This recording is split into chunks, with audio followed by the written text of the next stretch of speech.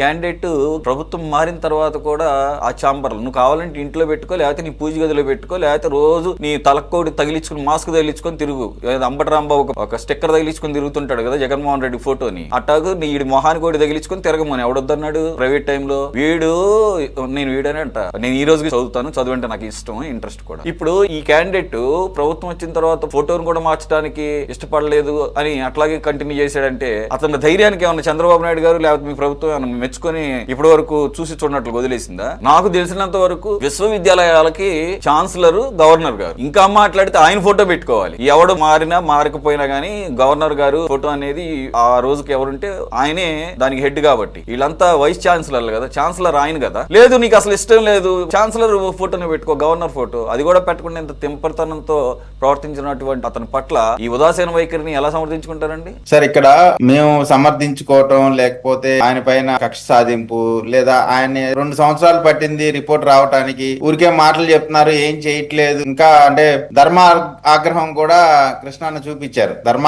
ఆగ్రహమే అన్న దాంట్లో ఆగ్రహంలో పాయింట్ ఉంది, దాన్ని మనం ఏం కాదనలేం. కానీ ఇక్కడ మన వ్యవస్థలో ప్రతి దానికి ప్రొసీజర్ ఉంటది. మనకి అతను నచ్చలేదు కాబట్టి అతను వైసీపీ కార్యకర్తలాగా పనిచేశాడు, వైస్ ఛాన్సలర్ గా కాకుండా వైఎస్ఆర్ కాంగ్రెస్ పార్టీ ప్రతినిధిగా.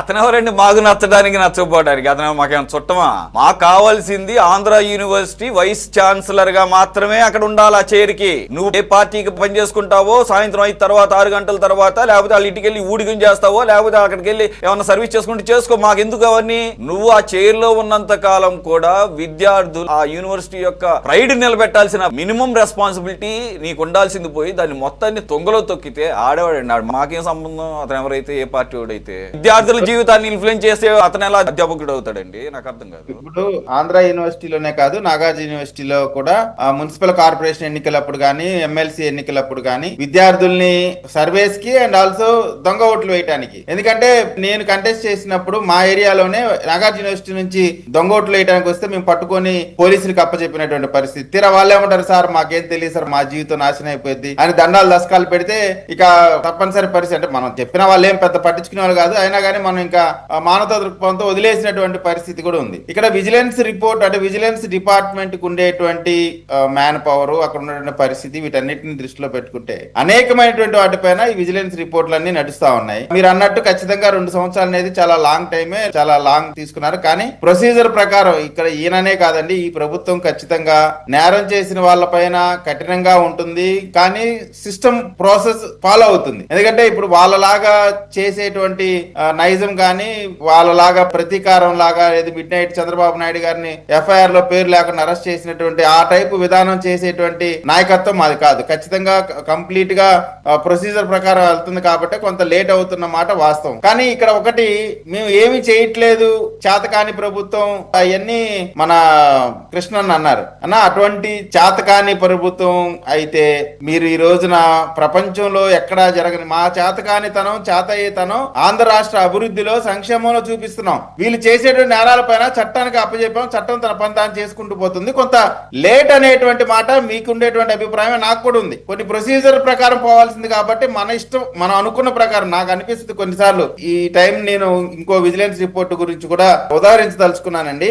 ఇది గుంటూరులో డోకిపర్ అనేటువంటి ఒక విలేజ్ లో ఇప్పుడు ఆ వీసీదంతా 15-16 కోట్లు చెప్తున్నారు. ఇది దరిదాపు 25 కోట్ల రూపాయల స్కామ్. 25 కోట్ల రూపాయల స్కామ్. విజిలెన్స్ రిపోర్ట్ వచ్చింది, గవర్నమెంట్ కి విజిలెన్స్ రిపోర్ట్ ఇచ్చింది. ఇందులో స్వయంగా కంప్లైంట్ దారుని నేనే. ఆ విజిలెన్స్ రిపోర్ట్ లో నా పేరు 10 సార్లు ఉదహరించారు. నేరం మొత్తం కూడా నిరూపించారు. అయితే ఒక యాంగిల్ లో నిరూపించారు. అసలు నిజంగా చేసినటువంటి స్కామ్ పైన కాకుండా కొంత భాగం మాత్రమే నిరూపించారు. నేను ఇదే డీజీపీ గారికి వెళ్ళి కంప్లైంట్ ఇచ్చాను. నిన్న విజిలెన్స్ వాళ్ళు పిలిచి దాన్ని క్లోజ్ చేశారు. ఆ కంప్లైంట్ నేనేమిచ్చాను, మీరు అన్ని విచారణ సరిగ్గా చేయలేదండి, మళ్ళీ పునర్విచారణ చేయండి అని ఇస్తే దాన్ని క్లోజ్ చేశారు. కారణం ఏంటంటే దానికి ఇంకొక ప్రొసీజర్ ఉందంట. మళ్ళీ ఆ ప్రొసీజర్ మీరు ఫాలో అవ్వండి, ఖచ్చితంగా దానిపైన చర్యలు తీసుకుంటా ఉంటారు. అంటే ఇక్కడ అధికారులు ఎవరు కూడా అధికార పార్టీ అను లేదా ఇంకోళ్ళనో వాళ్ళు ఏటువంటి ఫేవర్ చేసేటువంటి పరిస్థితి లేదు. రూల్ పొజిషన్ ప్రకారం వర్క్ చేస్తున్నారు కాబట్టి రూల్ పొజిషన్ ప్రకారం జరుగుతున్న క్రమంలో కొంత ఆలస్యం అవుతున్నది కాబట్టి ఖచ్చితంగా దీన్ని స్పీడప్ చేయాల్సినటువంటి అవసరం ఉంది.